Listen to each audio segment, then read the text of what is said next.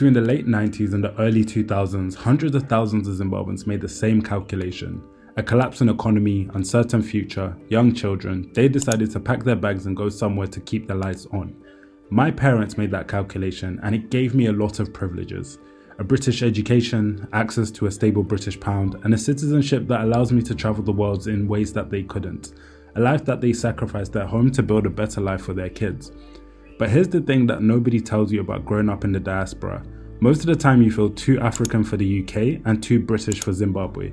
This middle ground is very uncomfortable to navigate. And most of us never actually connect with where we came from. We inherit Zimbabwe in a second hand, through our parents' stories, through the food, through the music at family parties, but never actually the real thing. I've been back before, but never like this. This time I'm going back as an adult in my own capacity to see if I could build something here. A clinic maybe, a life, a real connection to a place that technically is mine, but always has felt out of reach. And that's what brings us here to Zimbabwe. My name is Dr. Malone Mukwendi, and I am a doctor based in the UK, originally from Zimbabwe. And on this trip, I've come back to the motherland just to be able to explore. A lot of the time we're told like, oh, go back to Africa, move back to Zimbabwe. But I feel like there isn't actually any practical steps. And for me, especially having grown up in the West, coming back to Africa always is a cultural shift and a cultural change. So on this trip, we're going to be showing you how I navigate some of those spaces, understanding how hospitals are built, understanding cultural differences, and just having fun. So we're gonna take you guys along. I'm gonna try and document all of that in this video. And if you like this type of stuff, make sure you hit that like and subscribe button. So on this trip, I wanted to get an understanding of what medical facilities look like in Harare. This is both private and public sector. Of course, we didn't record at the public hospitals, but we were able to get some insight into what the private sector looked like in Zimbabwe. Hey, we're driving through Harare, going to different medical facilities. I think the area that we're in is a very popular medical place because every other building is medical in some sort of way. But one of the hard things about doing, I guess, business in Zimbabwe, or medical business specifically, is that everything is a people connection. Like, you need to know someone who's going to bring you in the door. Everything kind of works on like respect and trust. Whereas in the UK, when I've filmed this stuff before, I could literally email someone, kind of show them a portfolio of stuff that we've done before, and that's good enough to get you in the door. Here, everyone kind of wants to know, who are you, where are you from, who do you know that has allowed you to be in the room with me right now? Which is really interesting because it's just a different world and a different way of doing business, which I like the challenge because it's like the street smartness that I have in the UK, I definitely don't have it in Zimbabwe. But it's being here on the ground allows you to become more and more street smart. You meet one person, you mess up, you go again. We're at Milton Park Medical Center, which is in Harare, and we're having a tour of medical facilities in Zimbabwe. And this facility is really, really cool. My favorite part about it is that it actually looks like a hotel rather than looking like a hospital. And when you come from the UK and from the West, hospitals are very like clinical, but when you're coming here, it's like there is a patient experience, a patient flow, which is really optimized here. They literally have all specialties here. So they do surgery, they do emergency rooms, they do ICU, pediatrics wards, every single thing, which is so cool in one place. Usually a lot of the times, even when I'm looking at UK hospitals, you would have to go to a completely different building to get a different thing. Of course, with buildings like this, there is a caveat that centers like this are treating the upper echelon of people in Zimbabwe and not necessarily the person who is selling tomatoes at the side of the road. But I think it's still good for us to be able to see the different levels of society and a different level of care that they can get. So today we're in Borodale in Harare. This is Sam Levy's shopping center. We've been looking for things to do in Harare, but as a person who's coming from outside in, it feels like everything there is to do, you have to know someone who's going to tell you what you can do, because we're looking for places on Google, on Instagram, on TikTok, and it's very dry. So the mission for today is to find a Zimbabwe football top, which is proving impossible. And we're gonna go watch some football. And what else are we gonna do?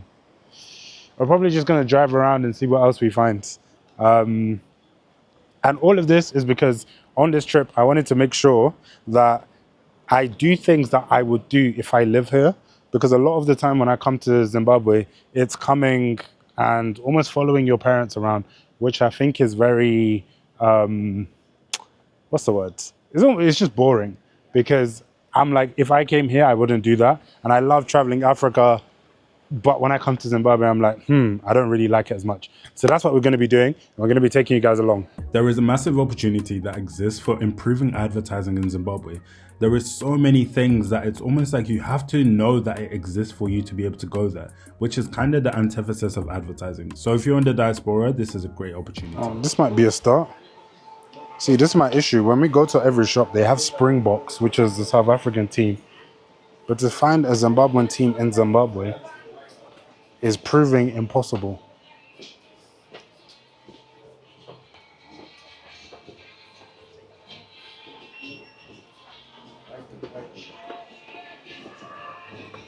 Hello.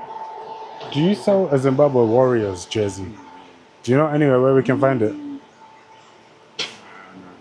Why do you sound disappointed? Zimbabwe is in I'm supposed to be getting it anywhere, but you can't find it. I'm in Zimbabwe. I can find South Africa, Jamaica, Mexico. That's typical Zimbabwe. You can't. All right. Like this in jerseys. Yeah. Qualified for the tournament and the jerseys nowhere to find. Can't find it. All right. Someone ran away with the money. All right. Thanks. Zimbabwe is illegal. Yeah, literally. I'm in Zimbabwe. I can't find the Zimbabwe top. Today we're spending the day doing things that I would normally do if I was in England or if I was anywhere else in the world.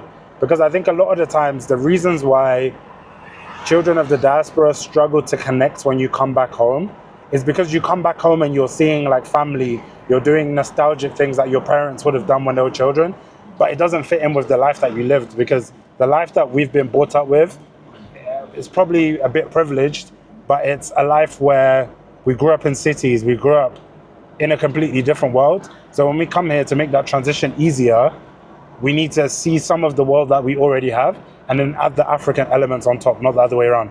So we're going through that, and I just think it would be really cool if more children of the diaspora, especially Zimbabwean kids, had more of a connection to Zim, because I think there are so many things that we could do as a community here. Same way our parents, there is this move for our parents to come back to Zim and build their houses and build their businesses or whatever. But us children, we're in the UK fighting over Ghanaian jollof or Nigerian jollof. And my theory is that this is one of the reasons why Amapiano as a sound in the UK took off. And this is because you had a generation of Southern African people from the diaspora who wanted something that felt like home, but also that they could relate to whilst they're in the UK. And I think people just took this sound and ran, and they were just like, ayebo, ayebo, ayebo. We're in the car.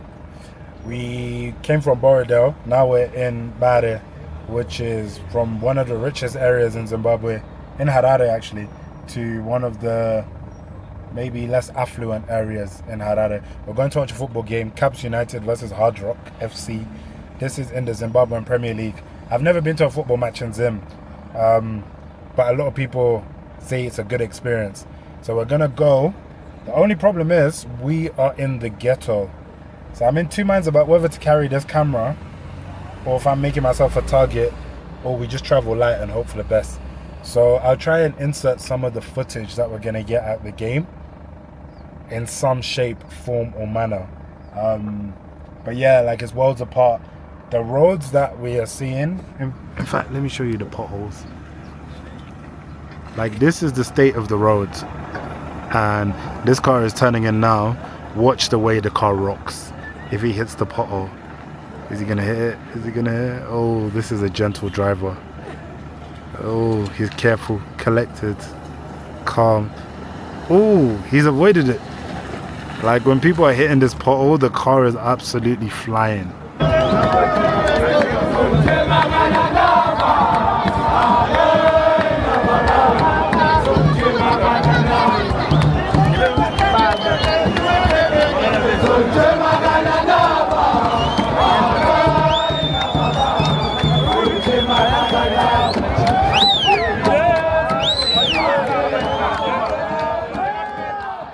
Every time I come to Zimbabwe, these trees just look like regular wildlife. But to my granddad, these trees have allowed him to live a healthy and happy life. So now he's taken us on a tour of his farm to be able to see that. Today we are on a bear hunt, you could call it. My granddad wants to show us some African medicines. So we're in his farm, which is absolutely huge. and he's looking for a very specific flower, which I don't know what it cures. We've been looking for this flower for 2 years. Yeah. Thank you.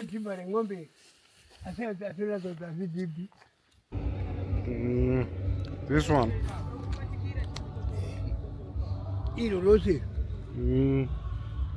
Inonzichi.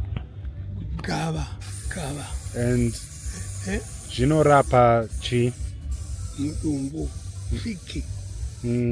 Ndio ndati roba tanane tati kava emuruma nyama ne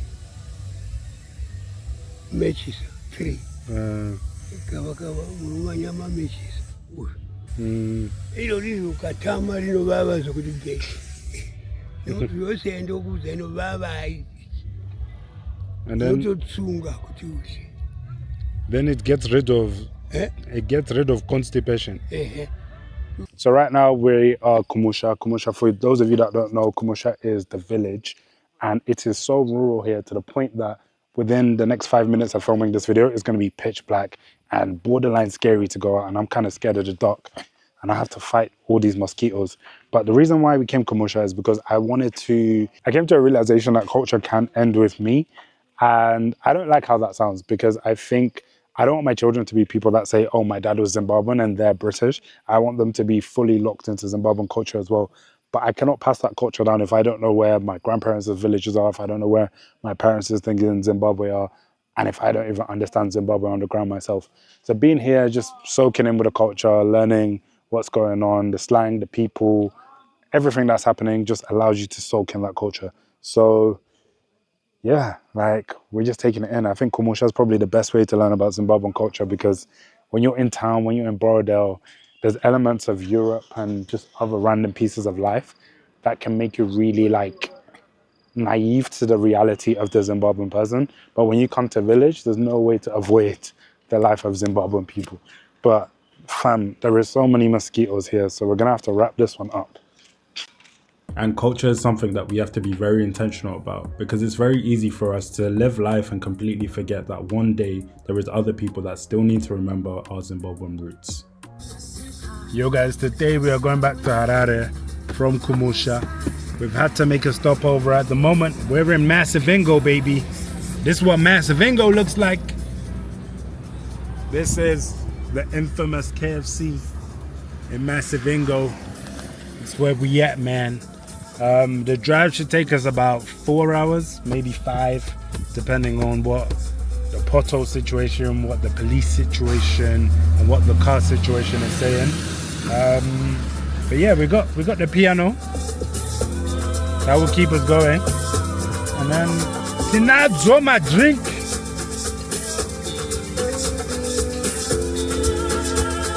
Hey!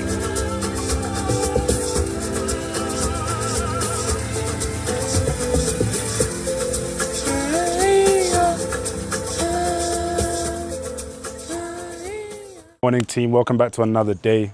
Today's a very big day. We've got 2 presentations in one day. One presentation is for an idea that we have to transform healthcare in Zimbabwe, and we're speaking to the people who are the decision makers. So we're standing outside the offices now. In true Zimbabwean fashion, we were told get here for 9. We got here for 9, and now we're being told the guy has left. So you're gonna have to wait 20 minutes. So we're just waiting, we're gonna see what happens. Go in there, pitch. We've got a presentation that we've worked on, see what he says, and then we're going to fly back to Harare because I'm talking at the University of Zimbabwe, which is quite cool. And the thing that is going to be hard today for both of these presentations is obviously in Zimbabwe they speak English, but the speed at which you speak English, if you've lived in the UK, is not the speed at which people speak English here. So I am speaking the same language, but it feels like I have to change language. But it's a good opportunity, it's a good challenge. I like doing new things and I like being challenged to just grow a little bit. And I feel like today is going to be a day of the growth is going to be like this, because we're entering new territory, speaking to new people, navigating business in ways that we've never navigated it before. So come along with the gang. So we went to our meeting this morning. We had to do a presentation. we found out we didn't actually have to do a presentation. This is Zimbabwe. The way people do business is they just talk to you and hope for the best. And we got there at 9 o'clock for a 9 o'clock meeting. The person we were supposed to be meeting turned up at 10:45. Bearing in mind we were an hour away outside of Harare, which was absolutely insane. A bit frustrating, but when you're in foreign markets, I guess you have to behave like the Romans. Now we're here at University of Zimbabwe, where I'm about to deliver a keynote speech or keynote talk. This is really cool because I have never done a talk in Africa, and yeah, I've never done a talk in Africa, and it's really interesting because here everyone is black. Like the things that I talk about are issues pertaining to black and brown people, whereas when I'm sure when I go in the room later on, people are going to be like, what the hell? We know this, we're black. But it's really cool to be back home, using some of the expertise that I gained in the UK to share with the students here, hopefully provide them with some inspiration so they can also do things that will one-up me and we can all keep improving like that. So come with me inside and we're going to do the talk. We are in University of Zimbabwe lecture theatre preparing for our guest talk, and it's very trippy seeing so many black people who are doctors. The most amount of black people I've ever seen in a lecture theatre is probably 5. And this room is like filling up and everyone's a doctor. In the UK, and the US, this is some of the health inequalities and statistics that exist for our people. And these are some of the things you really don't appreciate when you grow up in a place where you're a minority. In my whole medical education journey, the most amount of black people I've ever been with is maybe 3, and I've never been in a room of Zimbabwean doctors. I think in my whole life, I've probably met about 4 or 5 Zimbabwean doctors up until going to the University of Zimbabwe.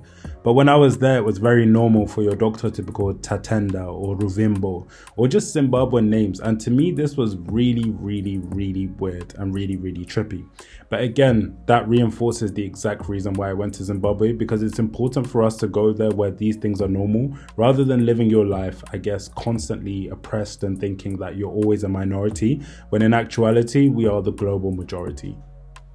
Yo, I am sitting in the airport about to go back to the UK, and yeah, I've had a really good trip. It's caught me by surprise actually, and I think I intentionally booked a safe ground in terms of time I was going to be here, just in case it was boring, but I already have regretted that decision, and I wish I just booked it for a longer period. I remember at the start of this video I mentioned how as a child of the diaspora, sometimes it can feel like you're too British for Zimbabwe and you're too Zimbabwean for Britain, and that leaves you in this middle ground where you're neither coming or going. Like there's no place that you really call home. But I wanted to come here to explore if I can build that connection with Zimbabwe. And I think it's safe to say that I could see points in which I can build connection. And I think the reason why previously I couldn't see that connection is because you would come to Zimbabwe and you'd be following your parents, or you're following whatever function the family has going on. So you would never actually get time to explore things that I would actually do. And it's small things like going to the gym, or meeting up people, or we went to this restaurant that they were playing amapiano, and I'm like, if I was here regularly, these are the places that I would go to. So yeah, I'm actually very disappointed to be going back to the UK. When I'm on African soil, I feel more alive, and I don't know how to describe it besides that. Like I just feel more like life feels, I don't even know how to describe it, but if anybody has been on the continent, has been like me, you'll probably know what I'm talking about to say that as much as life is way slower here, I feel like it's also the fundamentals of life, like having a social aspect, having good food, having good weather, all of those boxes are ticked. The only box I would say that doesn't get ticked in Zimbabwe, I think it's a very harsh economy, and if you're not making money or you don't have a way to be making money, like you won't survive out here. But yeah, I will probably share some more thoughts as I travel. But in the meantime, yeah, let's catch this flight, unfortunately. A lot of the time, people have the wrong idea and understanding as Africa as a continent to the point where people don't even want to go. And I think as a child of the diaspora, it's important to make sure that you don't fall into the trap that we are sold this idea that Africa is dirty, Africa is poor, and there's nothing going on in Africa. I think we are living in a time where Africa is being rebuilt. There is a resurgence which is going on quietly simply because people don't want to accept Africa as the superpower that it is. And if you are living in the diaspora, I think it's important that we fight that feeling where you are too African for Britain and you face racism and prejudice, or you're too British for Zimbabwe where people start laughing at you and calling you Murungu. It's important that we fight this to be able to claim a stake in this resurgence where Africa is being built so that we're not letting history repeat itself. I definitely want to be part of the future African story, the rebuilding of Africa, because I'm just super bullish. Like, I genuinely think in my lifetime, maybe in the next 10 years, the image that has been missold about Africa will be completely flipped on its head when places like Cape Town, Zanzibar, Accra start to become more and more sexy and more appealing to the West. And I think this will naturally happen because I don't necessarily think life in the West is getting marginally better for the average person. Like, you could even argue that life in the West for the average person is actually getting worse. So yeah, I just want to be part of that story, part of building infrastructure for healthcare on the continent, because there is a lot of gaps that need to be filled. And yeah, I'm just really sad to be going back home. Like, it feels like I was up there and now I'm crashing back down. And then the final thing, this video specifically was for children of the diaspora, but if you're not necessarily a child of the diaspora, maybe you're a parent, maybe you're somebody else just watching, and if you've made it this far, honestly, it's super cool, and I appreciate you for making it this far. But my advice to people like myself would be to make sure you go back to your motherland and explore the place by yourself, and not necessarily try to rely on family or somebody else guiding you and navigating you in that space. And I think it's super important that you do it sooner rather than later. A lot of people are going to push this back and travel the world and go and see Jamaica, go and see Mexico, go and see Vietnam, but have never been to their motherland. And I actually think there is a lot of stories that we can tell about ourselves, a lot that we can understand about our origins by going back to the motherland. And the other part as well, which is it seems very insignificant until you get there, just being surrounded by people that look like you, or being surrounded by people who have your context, is just cool. Like, it just, I'm not explaining myself, I'm not necessarily code switching, I just fit in like a glove to an extent, and that's super cool. But yeah, again, this is where it ends. I have about 2 more hours to get onto my connecting flight, where I'm just sitting here in this chair. I'm hoping I don't fall asleep and miss the flight. But if you made it this far, again, thank you so much for watching this video. It's a labor of love, and I hope that I can keep bringing you more videos as I explore the African continent, as I understand the business of healthcare more on the continent, and we make it out. But yeah, thank you so much for watching.